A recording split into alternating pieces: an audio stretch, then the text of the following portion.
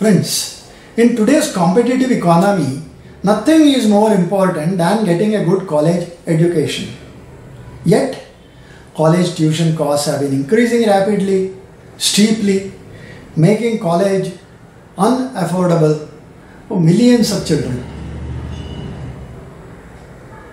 Even those who manage to get a good college degree feel cheated when they find that there are no jobs for them.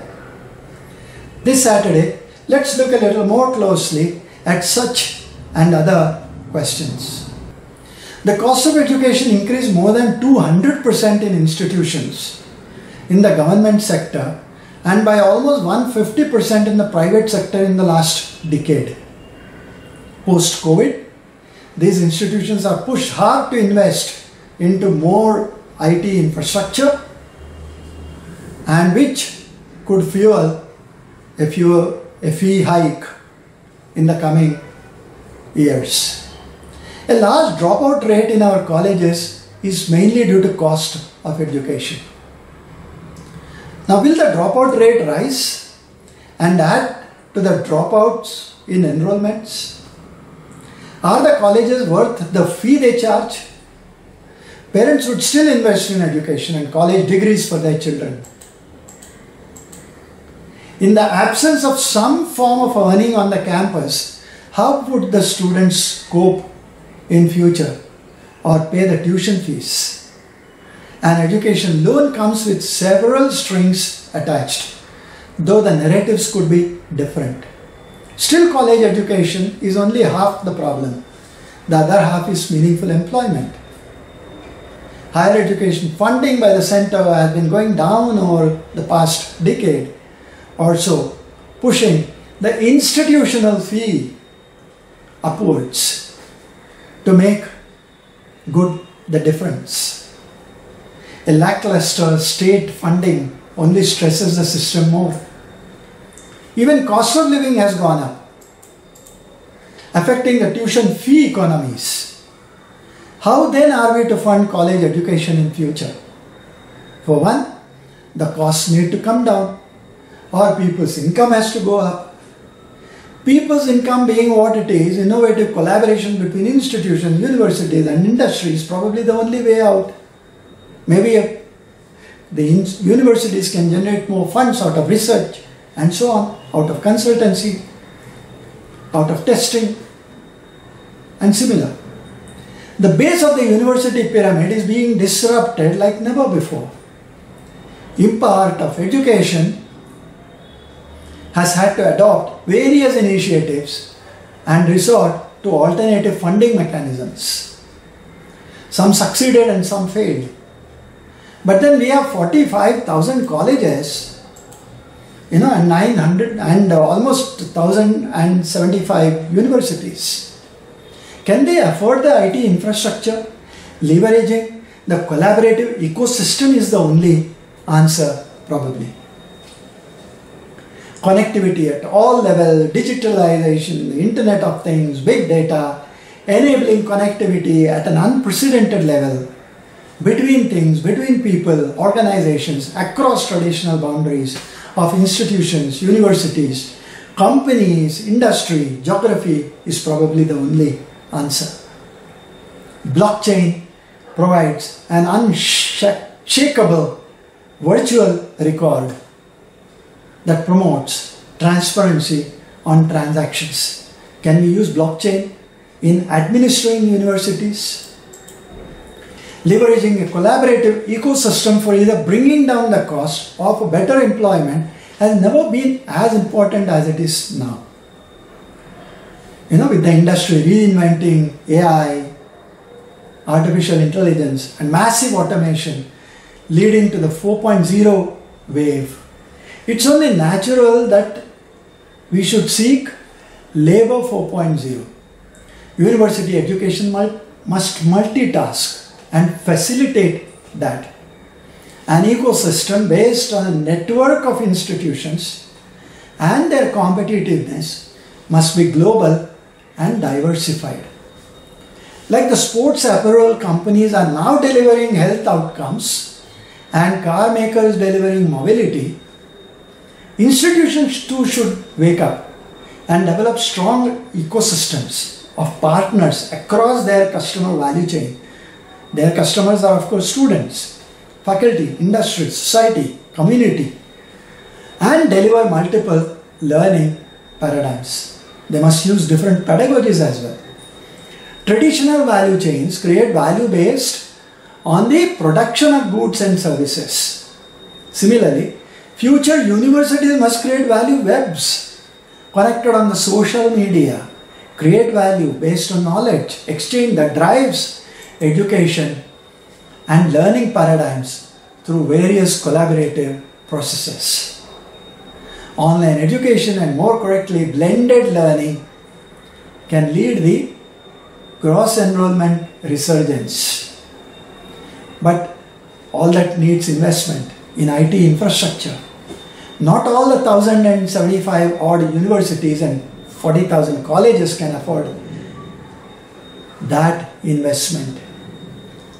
Either the cost to the student would go up or there would be no investments. Instead of going solo, can the institutions come together and create a collaborative learning management platform? Subscribe to third-party content and invest in IT infrastructure to bring down the costs. They will need to share faculty, they will need to share resources and all and sundry. The choice is either collective swimming or individual drowning. By pooling resources, a symbiosis of institutions and universities will happen to improve learning outcomes and promote competency-based skills. Look at the example of Toyota and Suzuki's latest technology tie-up that draws on each other's expertise and strengths in developing next generation vehicles. If the industries can do it, why can't the universities do it? A key ingredient of any strong relationship is empathy and trust. Blockchain will provide that trust. Today, students demand courses, programs that might go beyond the capacity of the institutions or the universities in terms of providing resources and investments. Traditional university working is not a sustainable model anymore. In a classic case of collaboration, Tata Motors developed Nano as the world's cheapest car, which resulted in partners across the suppliers network producing a low-cost component parts which enabled its production. The underlying theme must be appreciated in the effort. University administrations must look beyond individual egos to drive home this point. Nano may have been a market failure, but the price reduction impacts were extraordinary. Universities are frozen in time and refuse to innovate today. For example, how many of them, while designing a curriculum for the electric vehicles, would involve beyond automobiles, mobile companies, the city planners, energy players, public transportation providers, regulators, infrastructure companies, insurance firms, and peer-to-peer networks. A lot of wisdom is outside the university system. Universities must bring that on into the university. Can the universities crowdsource and harness that wisdom that will make them openly innovative?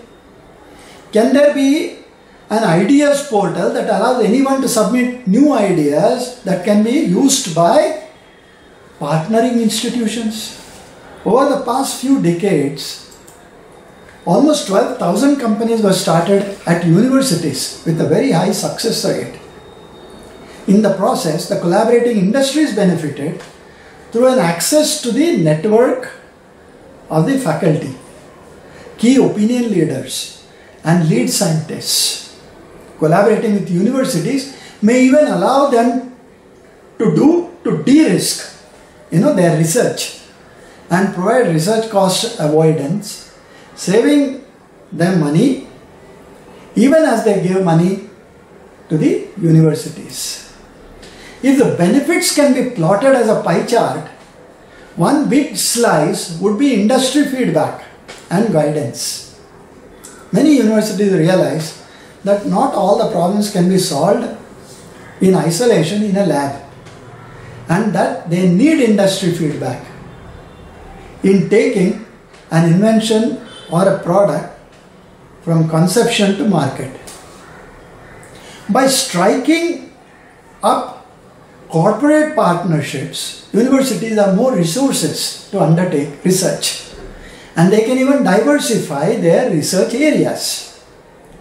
Friends, another part of the pie chart is students getting meaningful jobs with the partnering companies of the universities. Companies who do not have the time themselves to incubate ideas look for graduates who have the pulse on emerging markets, and the fire in the belly to perform.